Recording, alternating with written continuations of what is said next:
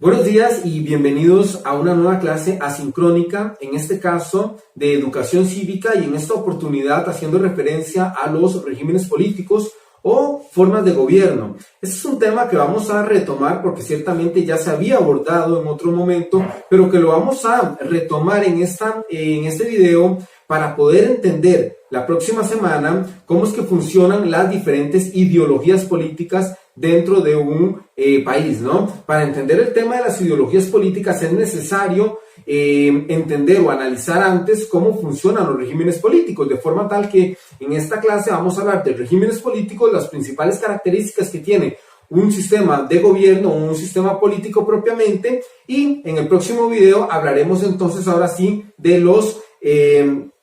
las ideologías políticas. Entonces vamos a comenzar este video hablando de los regímenes políticos, retomando algunos aspectos que en algún momento ya se habían hablado, y claramente pues es importante seguir el hilo conductor de la antología, ¿verdad? Estas explicaciones realmente pues son muy generales, ¿verdad? Aplica para una clase magistral, pero ciertamente es importante seguir el hilo conductor a través de las lecturas de las páginas de la antología propiamente. Entonces hablemos de los regímenes políticos o formas de gobierno. Bueno, entendamos primero que es un régimen político. Un régimen político, muchachos, son las particularidades que encierra una determinada forma de gobierno, un determinado sistema de gobierno. Eso es un régimen político. Lo que nos indica el régimen político es la orientación o dirección ideológica que va a tener un sistema político. Y en ese sentido existen tres tipos de regímenes políticos, y a partir de esos tres regímenes políticos se desprenden una serie de formas de gobierno que vamos a ir viendo más adelante. Los tres regímenes políticos que existen son los regímenes autoritarios, los regímenes totalitarios y los regímenes demoliberales, que es lo más parecido a una democracia en formación. Bien, un concepto que es importante tener presente aquí es el concepto de legitimidad política. La legitimidad es clave para que funcione una determinada forma de gobierno. ¿Qué es la legitimidad? La legitimidad implica el apoyo masivo o al menos mayoritario del grueso de la ciudadanía a una determinada estructura de gobierno. Es legítimo aquello que el pueblo considera legítimo, aunque ese grado de legitimidad haya devenido incluso de un golpe de Estado. Les pongo el ejemplo más claro y simbólico en ese sentido, y es lo que ocurrió en Cuba en 1959 cuando se da la Revolución Cubana. Cuando se da la Revolución Cubana y llega Fidel Castro y sus allegados al poder a través de un golpe de Estado, ¿no? A través de un golpe de Estado con Ezio Batista, Fidel Castro asume el control político de facto, de manera de facto quiere decir de forma ilegítima o ilegal. No, Fidel Castro llega al poder de manera ilegítima, pero como gozaba del apoyo mayoritario de la población cubana, de la ciudadanía cubana, como gozaba de ese respaldo de la población cubana, eso lo volvió legítimo, eso le dio legitimidad. Entonces, bueno, algo que llega de forma ilegítima se convierte legítimo siempre y cuando goce del respaldo, el beneplácito de la población, de la ciudadanía. Era importante entonces dejar claro este concepto de legitimidad. Hablemos entonces de los tres regímenes políticos. Primero, el autoritario. El autoritario es aquel régimen político que fortalece de sobremanera a el poder ejecutivo sobre los demás poderes de la República, sobre el legislativo y sobre el judicial. En ese sentido, un régimen autoritario es aquella forma de gobierno en donde la cabecilla del ejecutivo, es decir, el presidente, ejerce un mayor control, una mayor injerencia sobre los miembros del poder legislativo y el poder judicial, ¿no? Es decir, incluso existen los tres poderes de la República, pero el poder ejecutivo toma decisiones y al final el poder legislativo y el judicial lo único que hacen es bajar la cabeza y acatar dichas disposiciones o dichas órdenes. Eso es un régimen autoritario, y el más recordado probablemente es el régimen autoritario que se desarrolló en Nicaragua durante la dictadura de la familia Somoza, ¿no? En donde en apariencia existían los tres poderes de la República, pero en la práctica lo que decía el Ejecutivo, la cabeza del Ejecutivo, que era Anastasio Somoza, lo respetaba sí o sí el legislativo y el judicial. Incluso los miembros del legislativo y el judicial eran amigos o allegados a la familia Somoza. Entonces, eso es un régimen autoritario. En un régimen autoritario se permite la revuelta popular, se permite la manifestación social, pero eso no genera grandes cambios o grandes transformaciones dentro de la estructura de gobierno. porque el Ejecutivo sigue ejerciendo un control importante sobre el resto de poderes de la República.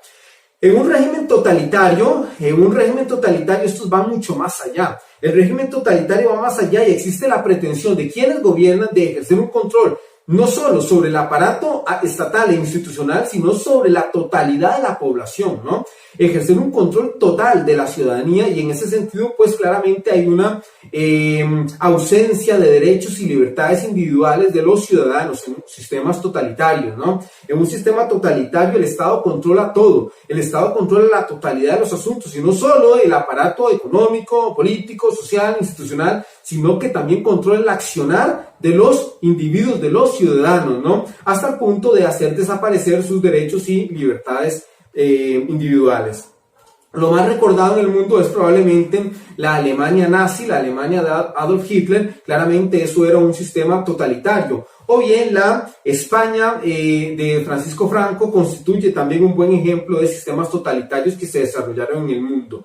Ahora bien, tenemos finalmente el tercer régimen político, que es el régimen demoliberal. Los sistemas demoliberales son aquellos que más se acercan a lo que es una democracia plena. Vamos, no se habla de democracias puras porque la democracia es un concepto en formación, es un concepto sumamente puro, de forma tal que no hay países que hayan alcanzado una democracia plena en sí, pero lo que sí han logrado es tener el rango de regímenes demoliberales. Un régimen demoliberales es aquel que ofrece una mayor ampliación y fortalecimiento de las libertades de los individuos. Repito, el régimen demoliberal lo que busca es a la postre convertirse en un sistema demócrata o democrático propiamente. ¿Qué es la democracia en sí? Entonces, para entender qué es la democracia nos vamos a remontar al concepto que nos da el politólogo costarricense Rubén Hernández Valle en ese sentido, que es un concepto bastante acorde a lo que nosotros queremos lograr. Y según el politólogo Hernández Valle, la democracia debe concebirse como un sistema de participación en la toma de las decisiones en donde la ciudadanía tiene un papel activo. Eso es democracia, según Hernández Valle.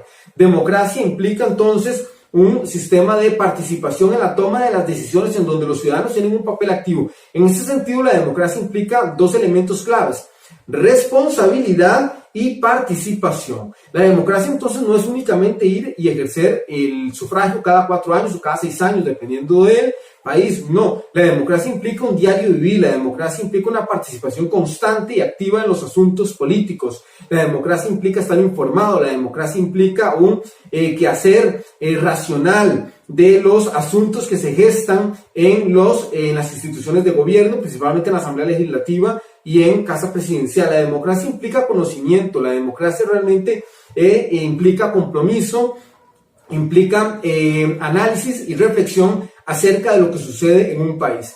La democracia es un concepto sumamente amplio y por eso les digo que es un concepto todavía hoy en formación, ¿no? Ahora sí, hablemos de los principales sistemas de gobierno. Los sistemas de gobierno se desprenden de esos 3 regímenes políticos: autoritario, totalitario y demoliberal. A partir de ahí se desprenden una serie de sistemas de gobierno. El primero de ellos, y uno de los más importantes y los más amplios y extensos, es los sistemas presidenciales o presidencialistas. El sistema presidencialista, muchachos, es aquel en donde la jefatura de Estado y la jefatura de gobierno recae sobre una misma persona, en este caso el presidente. El cargo de presidente en un sistema presidencial es de elección popular, es decir, a través de las urnas los ciudadanos escogen a su mandatario.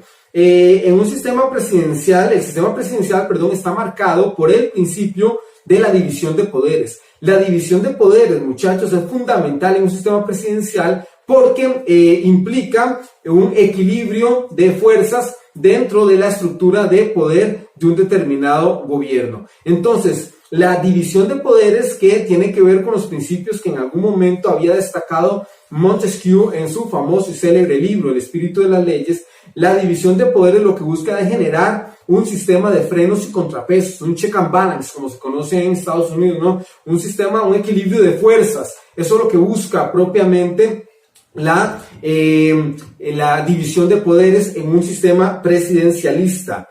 Este sistema presidencialista resulta particularmente exitoso, ¿no? En la medida en que cada rama puede anular las decisiones, cada rama de poder puede anular las decisiones del otro poder. En este sentido, el Poder Ejecutivo le puede dar un veto al Poder Legislativo y el Poder Legislativo en sí puede hacer caer también una decisión que emana del Poder Ejecutivo, de forma tal que ahí es donde se genera pues ese balance o ese equilibrio de poder. E impide que se forme en algún momento una dictadura o un sistema autoritario.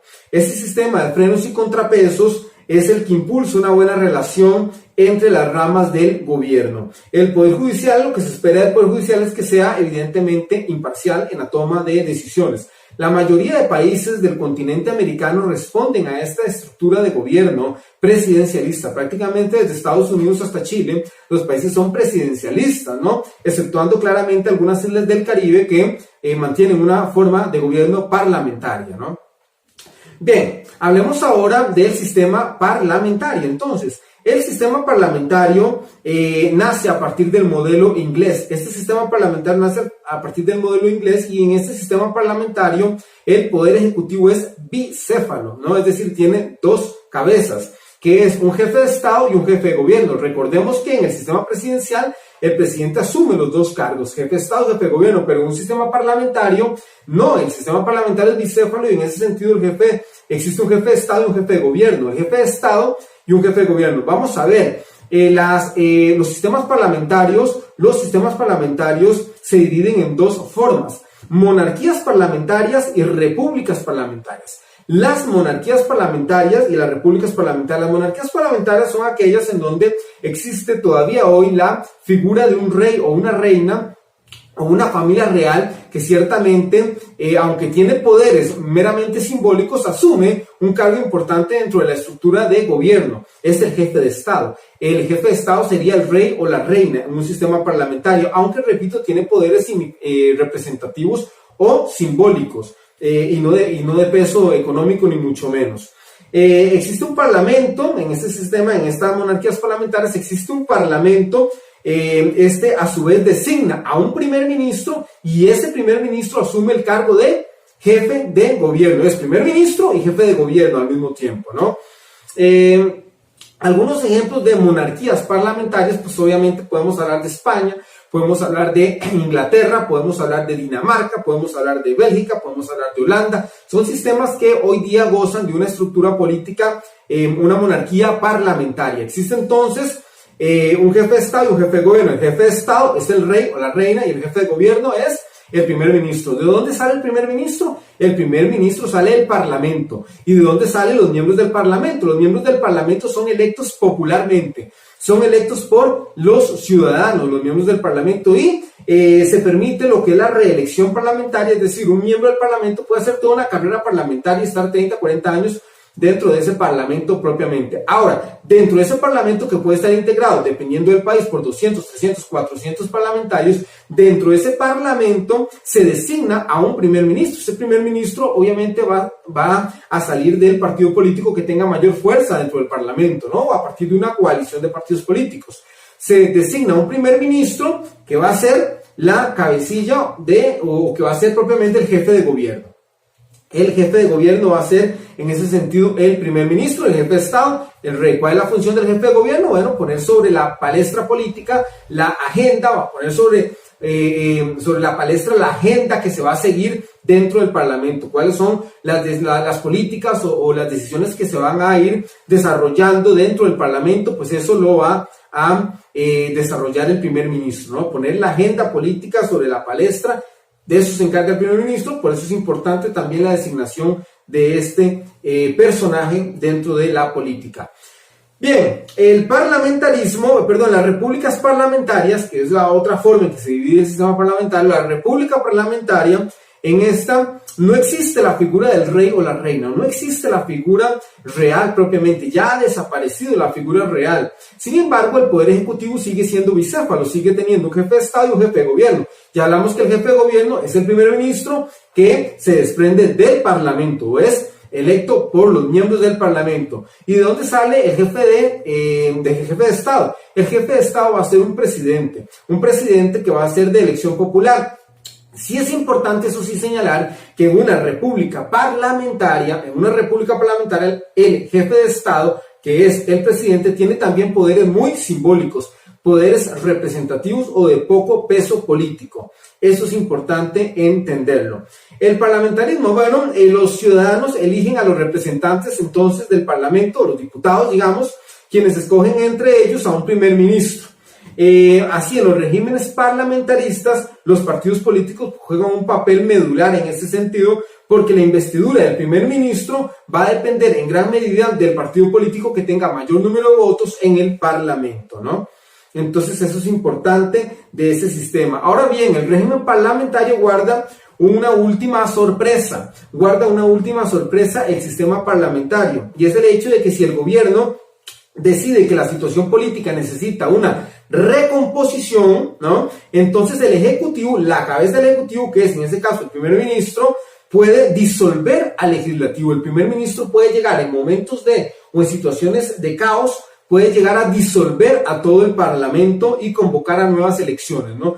Eso es prácticamente un as bajo la manga que tiene este sistema parlamentario. Al mismo tiempo, el Parlamento puede darle un voto de censura al primer ministro y propiciar su caída. Esas son las dos particularidades que encierra el sistema parlamentario.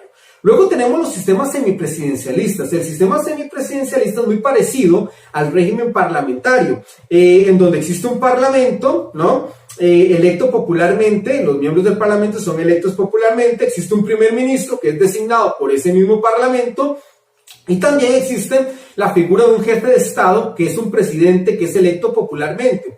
¿Cuál entonces es la diferencia entre un sistema semipresidencialista y un sistema parlamentario? Bueno, el hecho que en el sistema semipresidencialista el jefe de Estado, que es el presidente, sí tiene poderes de peso político, sí tiene poderes importantes, sí tiene poderes representativos. El jefe de Estado, que es el presidente, en un sistema semipresidencialista, el presidente sí tiene un peso político importante en las decisiones que se gestan dentro del Parlamento. Entonces, esa es la diferencia. Mientras que en el sistema parlamentario, en la república parlamentaria, el presidente tenía un peso simbólico o representativo. En los sistemas semipresidencialistas, en estos, el jefe de Estado, que es el presidente, sí tiene poderes importantes o de peso, ¿no? Pero también existe la figura del primer ministro, que es el jefe de gobierno. Igual, el poder ejecutivo sigue siendo bicéfalo, ¿no? Primer ministro y jefe de Estado. Solo que en el sistema semipresidencialista, aquí sí, el jefe de Estado, que es el presidente, tiene un poder importante o de peso político propiamente en las decisiones del país.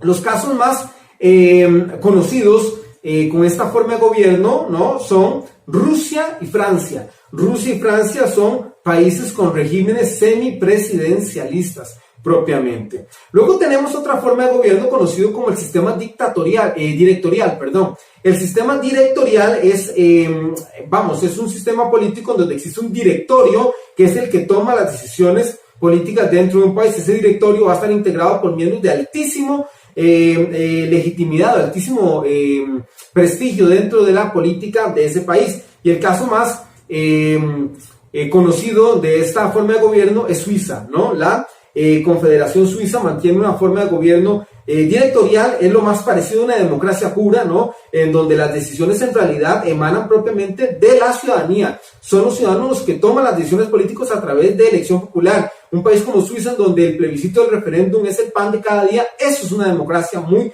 plena, es una democracia que tiene una mayor valía propiamente Suiza, y funciona a través de un sistema directorial, donde hay un directorio integrado por pocas personas, pero las pocas personas que lo integran tienen un alto grado de legitimidad, ¿no?, o de prestigio dentro de la política suiza, y lo que hacen es acatar las normas que emanan de las decisiones de los ciudadanos a través del plebiscito, del referéndum. Entonces, países como Suiza son lo más parecido a una democracia.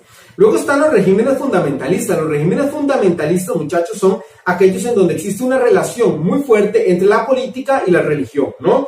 en donde las decisiones políticas descansan sobre los designios de un libro sagrado, llámese el Corán, llámese la Torá, llámese la Biblia, la que sea, ¿no? Donde existe un vínculo muy fuerte entre religión y Estado, religión y política, a eso se le conocen como regímenes fundamentalistas, ¿no? Las decisiones políticas se establecen a partir de un libro sagrado. Los casos más representativos en ese sentido pues son algunos países de Oriente Próximo como Irak, Siria, Yemen o Afganistán, forman parte de estas formas de gobierno fundamentalistas. Luego están los regímenes de partido único. Los regímenes de partido único, muchachos, son aquellos en donde existe un único partido político que es el que asume el control político o el control de gobierno en ese país, ¿no? Son regímenes donde existe un único partido político legal que puede presentarse elecciones. O pueden haber muchos partidos políticos, pero únicamente uno con capacidad electoral o que tiene el suficiente caudal electoral como para asumir el control político dentro de un Estado, ¿no? Eso es un gobierno, es un régimen de partido único. Bien, en la segunda parte de este video, que va a ser un poco más corta, voy a cerrar con este tema, haciendo referencia a este sistema de partido único, a los sistemas dictatoriales que son muy interesantes y finalmente haciendo un repaso, un análisis de lo que se va a abordar en la siguiente clase. Entonces, en el siguiente video, más corto, 10 minutos, terminamos con esta lección.